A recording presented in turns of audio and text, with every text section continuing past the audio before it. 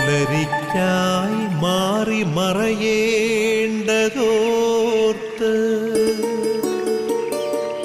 ചന്ദ്രനക്ഷത്രാദികൾ വിതുമ്പുമ്പോൾ മാറ്റമില്ലാതെങ്ങും വിരാജിക്കും ദൈവമേ, അങ്ങയെ വാഴ്ത്തുന്നു ഞങ്ങൾ. ഉദിച്ചെങ്ങും പ്രഭതൂകും പാരിലെ സൂര്യരശ്മിയേക്കാൾ പ്രശോഭിച്ചെന്നും പ്രസാദമേകുന്ന ദൈവമേ, അങ്ങേ മഹിമാവെത്ര മനോജ്ഞം.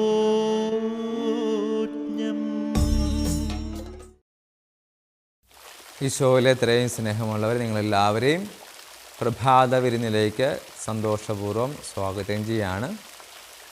നമുക്ക് പ്രഭാത വിരുന്നിൽ ഈശോയെക്കുറിച്ച് പ്രാർത്ഥിച്ചും ധ്യാനിച്ചും ചിന്തിച്ചും കൊണ്ട് ഈ ഒരു ദിവസം വളരെ സുന്ദരമായിട്ട് ആരംഭിക്കാം. അതോടൊപ്പം പ്രഭാത വിരുന്നിൻ്റെ സ്വർഗീയ മധ്യസ്ഥയായ പരിശുദ്ധ അമ്മയുടെ ശക്തമായ സഹായം നമ്മുടെ എല്ലാവരും മേലുണ്ടാകട്ടെ. അമ്മയാണല്ലോ വചനത്തെ മാംസമായി ഉദരത്തിൽ വഹിച്ചവൾ. അപ്പോൾ വചനം കൂടുതൽ ആഴത്തിലറിയാനായിട്ട് അമ്മ നമ്മോടൊപ്പം തീർച്ചയായിട്ടുണ്ടാകും. പരിശുദ്ധ അമ്മയുടെ മാധ്യസ്ഥം യാചിച്ചുകൊണ്ട് നമുക്കെല്ലാവർക്കും ഒന്ന് ചേർന്ന് ഏറ്റുചൊല്ലാം. നന്മ നിറഞ്ഞ മറിയമേ സ്വസ്തി, കർത്താവ് അങ്ങയോടുകൂടെ സ്ത്രീകളിൽ അങ്ങ് അനുഗ്രഹിക്കപ്പെട്ടവളാവുന്നു. അങ്ങയുടെ ദുരിതത്തിൻ ഫലമായി ഈശോ അനുഗ്രഹിക്കപ്പെട്ടവനാവുന്നു. പരിശുദ്ധ മറിയമേ തമ്പുരാൻ്റെ അമ്മേ, പാപികളായ ഞങ്ങൾക്ക് വേണ്ടി ഇപ്പോഴും ഞങ്ങളുടെ മരണസമയത്തും തമ്പുരാനോട് അപേക്ഷിച്ചു കൊള്ളണമേ. ആമേൻ. പ്രിയമുള്ളവരെ, നമുക്ക് പരിശുദ്ധ അമ്മയോട് സഹായം തേടുന്നതോടൊപ്പം പരിശുദ്ധാത്മാവിൻ്റെ വലിയൊരു ഇടപെടലിന് വേണ്ടി കൂടി നമുക്ക് പ്രാർത്ഥിക്കാം. വചനം കുറേ കൂടി ആഴത്തിൽ അനുഭവപ്പെടുവാനായിട്ട്, കാഴ്ചയിൽ അല്ലെങ്കിൽ കേൾവിയിൽ മാത്രമല്ല, നമുക്കത് അനുഭവപ്പെടണം. അതിന് പരിശുദ്ധാത്മാവ് നമ്മളെല്ലാവരെയും സഹായിക്കും. നമ്മൾ വചനം കേൾക്കുന്നതിന് മുമ്പ്, നമുക്ക് ഇന്നത്തെ ഈ ഒരു വചന വിചിന്തനം ചെയ്യുന്നതിന് മുൻപ് പ്രത്യേകമായിട്ട് നമുക്കൊരു നിയോഗം സമർപ്പിച്ചുകൊണ്ട് പ്രാർത്ഥിക്കാം. അതായത് ആരെങ്കിലും, നമുക്ക് പരിചയമുള്ള ആരെങ്കിലുമൊക്കെ വളരെ മോശമായിട്ടുള്ള ഒരു രോഗാവസ്ഥയിൽ കഴിയുന്നുണ്ടെങ്കിൽ ഇന്നത്തെ വചനം കേൾക്കുമ്പോൾ നമുക്ക് അവരെയൊക്കെ ഒന്ന് സമർപ്പിച്ച് പെട്ടെന്നുള്ള ഒരു രോഗസൗഖ്യം, അല്ലെങ്കിൽ കർത്താവ് ആഗ്രഹിക്കുന്ന ഒരു സമയത്തുള്ള ഒരു സൗഖ്യം അവർക്ക് ലഭിക്കട്ടെ എന്നുള്ള നിയോഗത്തോടു കൂടി നമുക്കൊന്ന് ചേർന്ന് ഇന്നത്തെ വചനം ശ്രവിക്കാം. തൂമഞ്ഞിൽ വിടരും പുഷ്പസുഗന്ധമെത്രയോ ഹൃദ്യം, പരിമളത്തിനുറവയാം നറുസൗരഭ്യമാകട്ടെ ഞങ്ങളുമീ മണ്ണിൽ.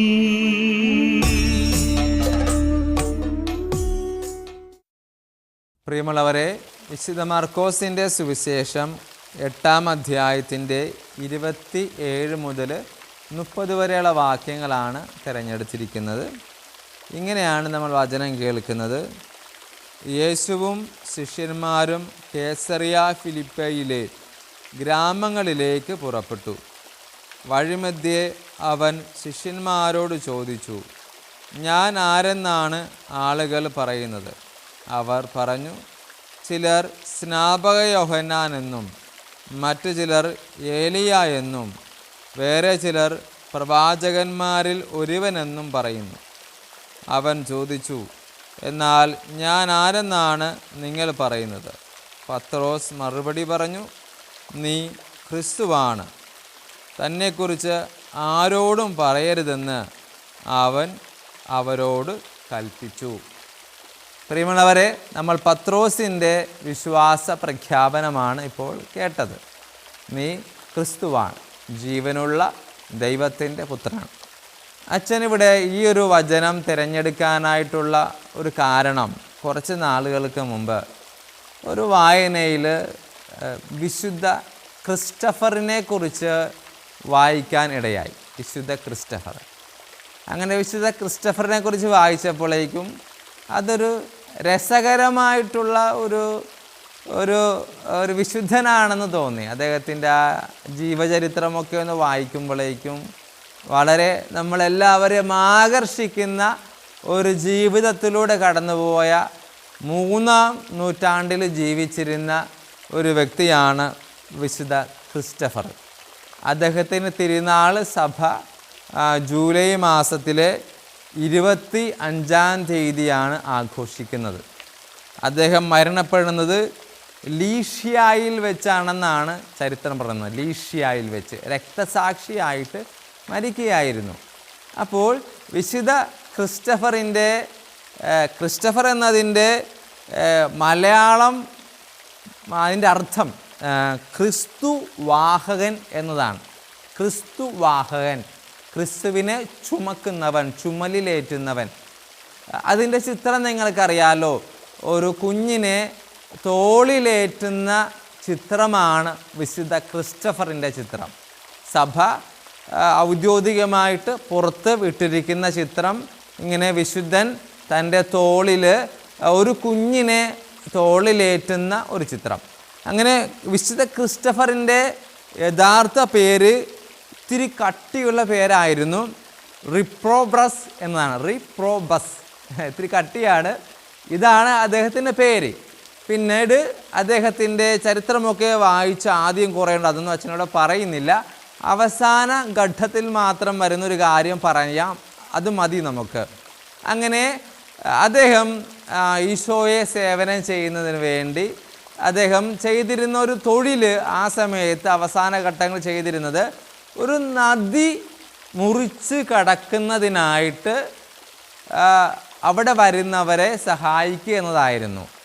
നമ്മൾക്ക് അതിന് ഉദാഹരണം, നമ്മൾ ഈ കാലയളവിലൊക്കെ ജങ്കാറുകൾ അല്ലെങ്കിൽ വള്ളങ്ങൾ അതിലൂടെ നദി കുറുകെ മറുവശത്ത് കടക്കാൻ സഹായിക്കും. അതേപോലെ ക്രിസ്റ്റഫർ ചെയ്തിരുന്നത് വ്യക്തികളെ ചുമരിലേറ്റിക്കൊണ്ട് നദി കടക്കാനായിട്ട് സഹായിക്കും.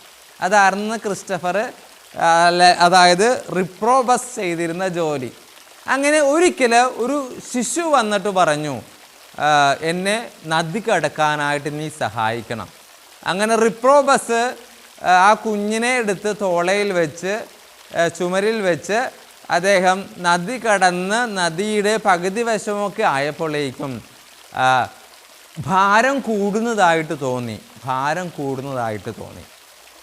അങ്ങനെ അദ്ദേഹം കുറച്ചുകൂടി മുന്നോട്ട് പോയപ്പോൾ അദ്ദേഹത്തിന് അനുഭവപ്പെടുന്ന ഒരു ചിന്ത എന്ന് പറയുന്നത്, ലോകത്തിൻ്റെ മുഴുവൻ ഭാരം തൻ്റെ ചുമരിൽ തോളിൽ ആയിരിക്കണത് പോലെ റിപ്രോബസിന് തോന്നി.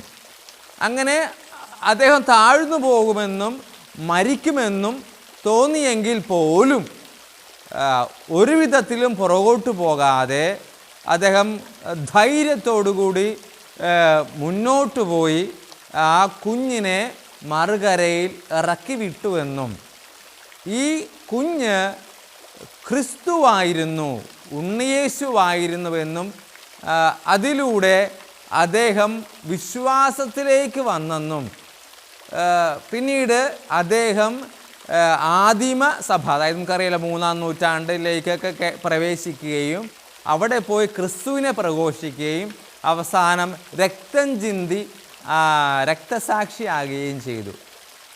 അങ്ങനെ ക്രിസ്തുവിനെ ഇങ്ങനെ ചുമലിലേറ്റിക്കൊണ്ട് നദി കടന്നതുകൊണ്ടാണ് ക്രിസ്റ്റഫർ എന്നുള്ള പേര് വന്നത്. അല്ലെങ്കിൽ ക്രിസ്തു വാഹകൻ എന്നുള്ള പേര് വന്നത്.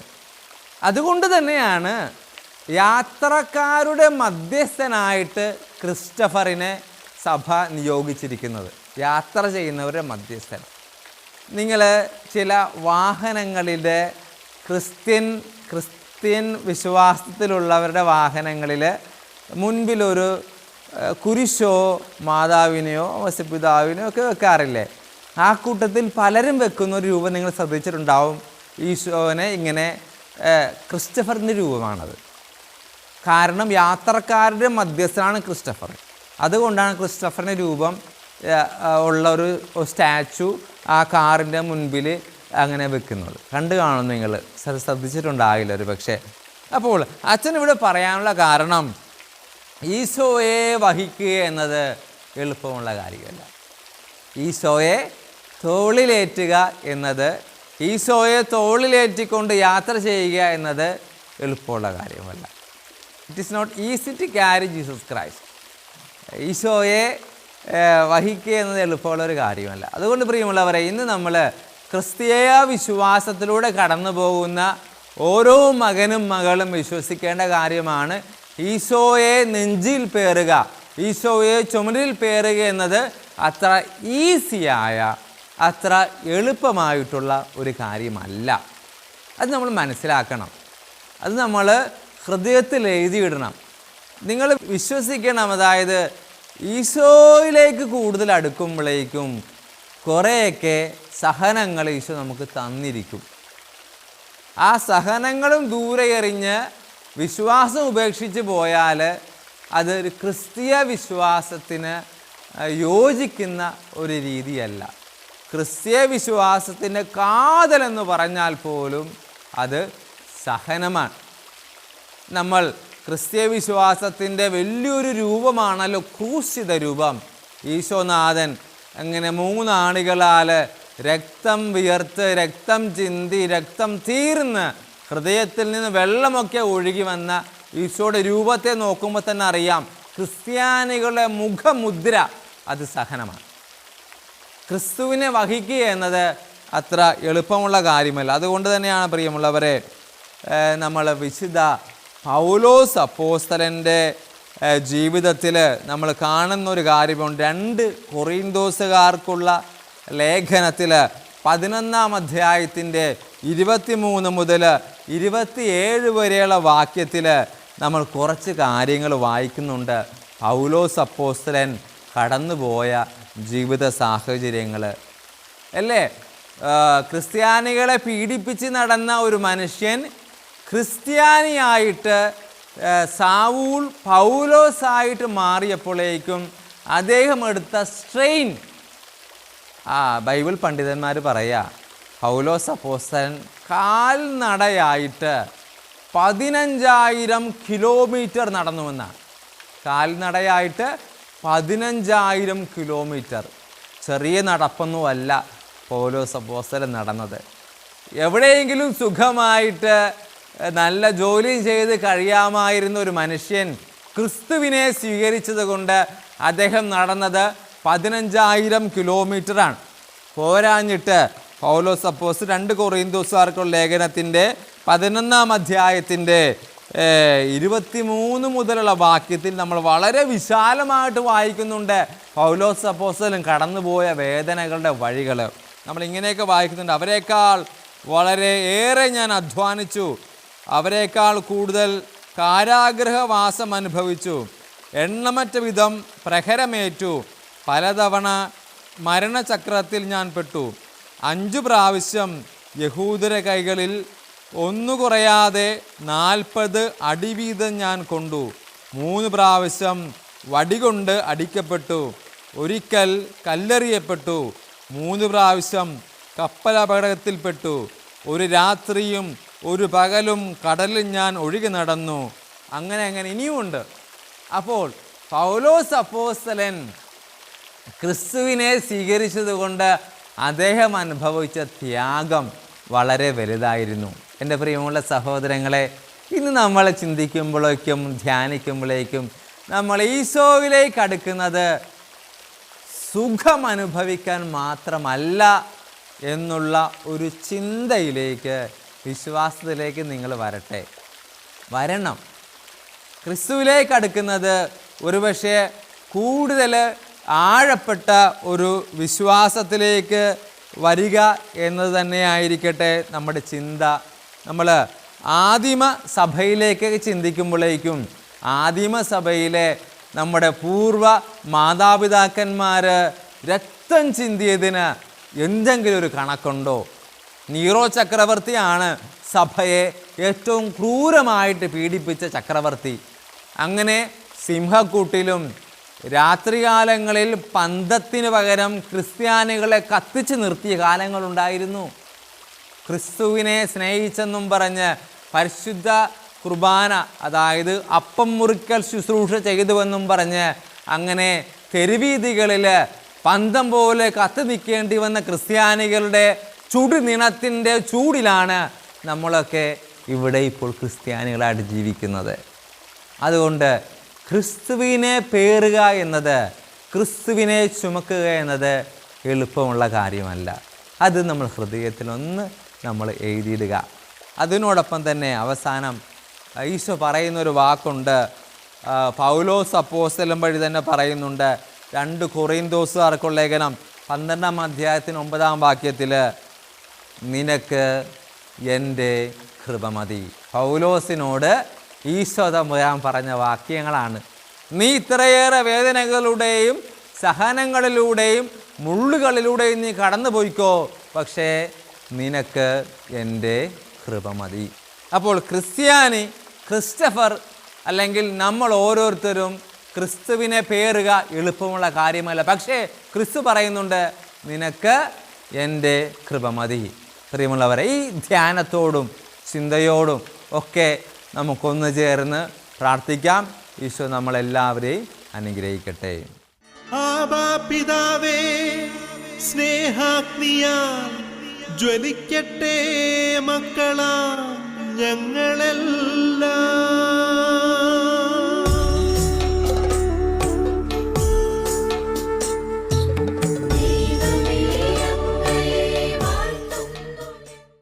സർവശക്തനായ ദൈവമേ, ഈ നിമിഷം വളരെ പ്രത്യേകമായിട്ട് അങ്ങയുടെ കരങ്ങളിൽ ഞങ്ങളെല്ലാവരെയും സമർപ്പിച്ച് പ്രാർത്ഥിക്കുകയാണ്. ത്രിയേക ദൈവത്തിൻ്റെ ശക്തിപ്പെടുന്ന അനുഭവം ഞങ്ങൾക്കുണ്ടാകട്ടെ. പ്രത്യേകമായിട്ട് പരിശുദ്ധ അമ്മയോടും വിശുദ്ധ ഔസപിതാവിനോടും ഞങ്ങളുടെ നാമത്തിലുള്ള വിശുദ്ധൻ, വിശുദ്ധ, ഞങ്ങളുടെ മധ്യസ്ഥൻ, മധ്യസ്ഥ എന്നിവരോടൊക്കെ പ്രത്യേകമായിട്ട് ഞങ്ങൾ മാധ്യസ്ഥം അപേക്ഷിച്ച് പ്രാർത്ഥിക്കുകയാണ്. ക്രിസ്ത്യാനി എന്ന നിലയിൽ ഞങ്ങൾ സ്വീകരിക്കേണ്ട വേദനയുടെ പാഠങ്ങൾ പഠിച്ചെടുക്കാനായിട്ട് ഈശോയെ ഞങ്ങളെല്ലാവരെയും അങ്ങ് ഒരുക്കണമേ. ക്രിസ്ത്യാനിയുടെ മുഖമുദ്ര സഹനമാണ്. സഹനത്തെ സ്നേഹിക്കുന്നവനാണ് ക്രിസ്തുവിനെ സ്നേഹിക്കുന്നവൻ. ക്രിസ്തുവിനെ സ്നേഹിക്കുന്നവനാണ് യഥാർത്ഥ വിശ്വാസി എന്നൊക്കെ മനസ്സിലാക്കി ജീവിക്കാൻ ഞങ്ങൾക്ക് എല്ലാവർക്കും കൃപ നൽകും. വളരെ പ്രത്യേകമായിട്ട് ഈ നിമിഷത്തിൽ ഞങ്ങൾ ഓരോരുത്തരെയും, ഞങ്ങളുടെ കുടുംബത്തെയും, ഞങ്ങൾ കടന്നു പോകുന്ന ജീവിത സാഹചര്യത്തെയും പ്രത്യേകമായിട്ട് സമർപ്പിച്ച് പ്രാർത്ഥിക്കുന്ന ഈശോയെ, പ്രത്യേകിച്ച് രോഗാവസ്ഥയിൽ കഴിയുന്നവർ, ഈ ഒരു കാലയളവിൽ ചില അപകടങ്ങളിലൂടെ കടന്നു പോകുന്നവർ, പൈശാചികമായിട്ട് ബന്ധനങ്ങളിൽ കടന്നു പോയിട്ടുള്ളവർ, ബന്ധങ്ങളിൽ വിള്ളലുകൾ ഉണ്ടായിട്ടുള്ളവർ, ആശുപത്രികളിൽ കഴിയുന്നവർ, അല്ലെങ്കിൽ ഭയങ്കരമായിട്ടുള്ള മാനസിക പിരിമുറുക്കങ്ങൾ, സങ്കടം കടന്നു പോകുന്ന ഈശോയെ അങ്ങനെ ശക്തമായ കരസ്പർശത്താൽ ഇവരെല്ലാവരെയും തൊട്ട് സുഖപ്പെടുത്തണമേ. Hallelujah, hallelujah, hallelujah. ഈശോയുടെ അങ്ങയുടെ അത്ഭുതകരമായ കരസ്പർശത്താൽ ഇവരെല്ലാവരെയും ബലപ്പെടുത്തണമേ എന്ന് ഞങ്ങൾ വളരെ ആത്മാർത്ഥമായിട്ട് പറഞ്ഞു. ഈശോയെ അങ്ങ് ഞങ്ങളുടെ എല്ലാവരുടെയും പ്രാർത്ഥന അങ്ങ് കനിവോടെ കേട്ടുരുളയണമേ. കർത്താവായ ക്രിസ്തു വഴി ഞങ്ങൾ സമർപ്പിക്കുന്ന പ്രാർത്ഥന കേട്ടുരുളയണമേ. ആമേൻ.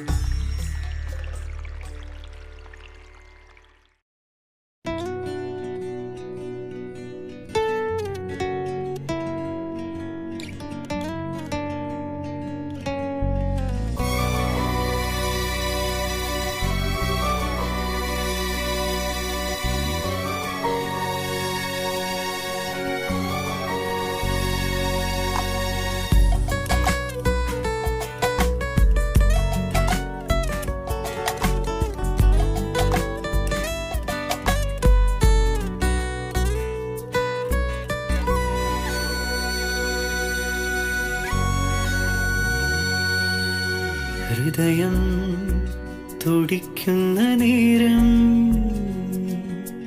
മനമേ വാഴ്ത്തിടുമോ,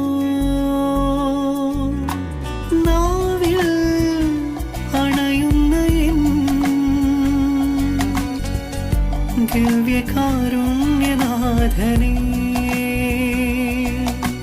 അധരം വിതുമ്പുന്ന നേരം മനമേ ഓർത്തിടുമോ നിനക്കായി ബലിയായൊരാ ക്രൂശിത നിന്റെ ത്യാഗം. നീയറിയാത്തൊരു വേദനയുണ്ടോ, കേൾപ്പിടാത്ത പ്രാർത്ഥനയുണ്ടോ, പരിശുദ്ധമാകുമേ അൾത്താരയിൽ. നീയറിയാത്തൊരു വേദനയുണ്ടോ, കേൾപ്പിടാത്ത പ്രാർത്ഥനയുണ്ടോ, പരിശുദ്ധമാകുമേ അൾത്താരയിൽ.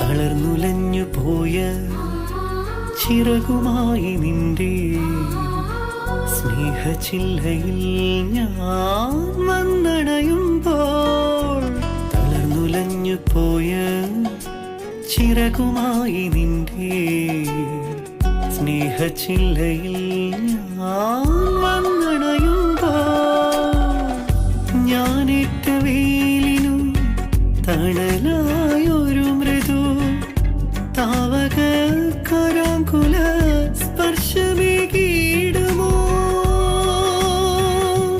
നിൻ തളിരിലക്കൊമ്പിലെ കുളിരേൽക്കുമെന്നുടെ സങ്കടക്കാർമേഘം പെയ്തൊഴിഞ്ഞിടുമോ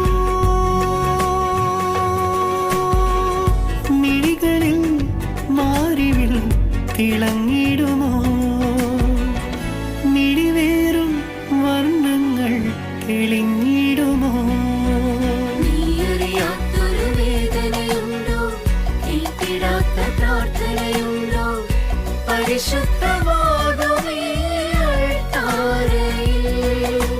നീയറിയാത്തൊരു വേദനയുണ്ടോ, കേൾപ്പിടാത്ത പ്രാർത്ഥനയുണ്ടോ, പരിശുദ്ധമാകുമേ അൾത്താരയിൽ.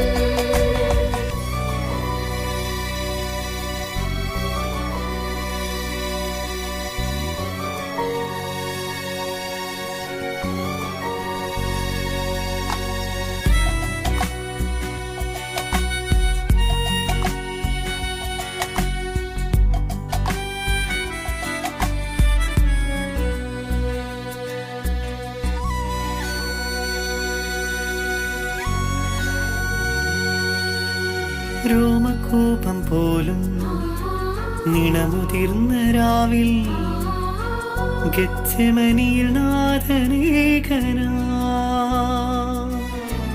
രോമകൂപം പോലും നിണമുതിർന്ന രാവിൽ ഗെത്സെമനിയിൽ നാഥനേകനാ, യാചിച്ച ജീവനെ നാഥൻ വെടിഞ്ഞിട്ടും തിരുഹിതം നിറവേറാൻ സർവം സഹിച്ചില്ലേ. നമ്പര കണ്ണീരിൻ പാനപാത്രം നാഥ സ്വീകരിക്കാനെന്നും ബലമേകിടേണമേ. നീയറിയാത്തൊരു വേദനയുണ്ടോ, കേൾപ്പിടാത്ത പ്രാർത്ഥനയുണ്ടോ, പരിശുദ്ധമാകുമേ അൾത്താരയിൽ. നീയറിയാത്തൊരു വേദനയുണ്ടോ, കേൾപ്പിടാത്ത പ്രാർത്ഥനയുണ്ടോ, പരിശുദ്ധമാകുമേ അൾത്താരയിൽ. ഹൃദയം തുടിക്കുന്ന നേരം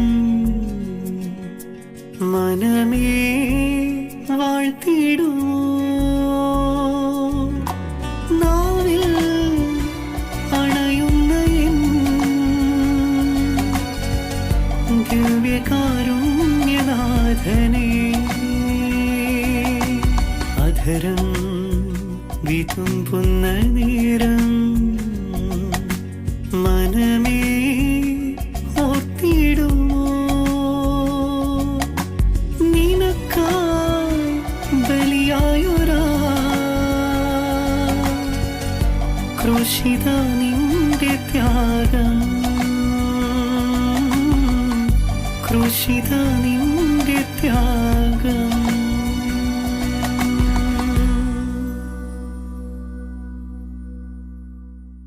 പ്രിയമുള്ളവരെ, നമുക്കൊന്ന് ചേർന്ന് ഈശോയുടെ ആശീർവാദം സ്വീകരിക്കാം.